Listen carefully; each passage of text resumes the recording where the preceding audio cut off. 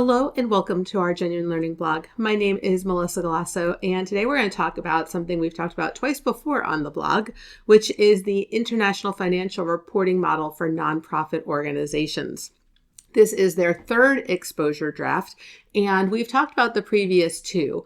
This is something I think is super interesting. There is a momentum towards developing an international global financial reporting framework. So for those of us in the United States, we do have US GAAP, and section or topic 958 within US GAAP does talk about not-for-profit organizations, but that's not true worldwide.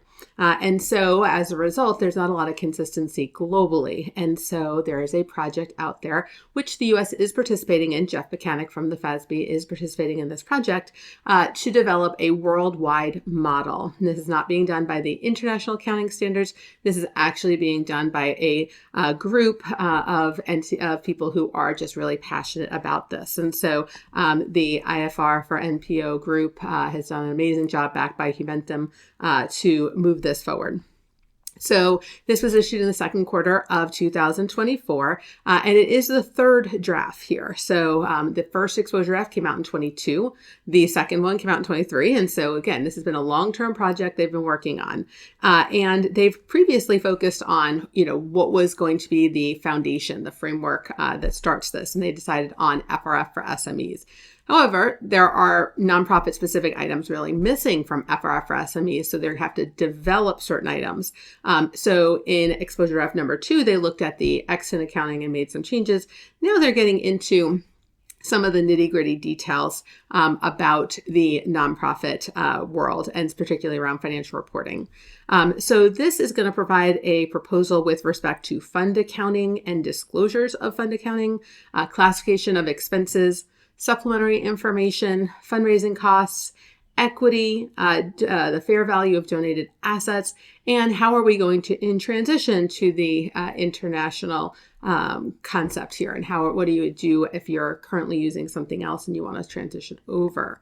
In addition, there are also updated illustrative financial statements to reflect the changes that have happened through ED1, 2, and 3.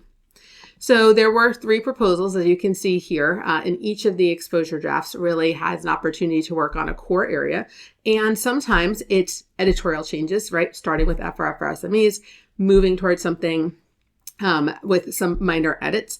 Sometimes it's brand new, as you can see here, lots of brand new items in the third one. And then again, sometimes that was just sort of an update as you go through it. So kind of an interesting process that they've gone through.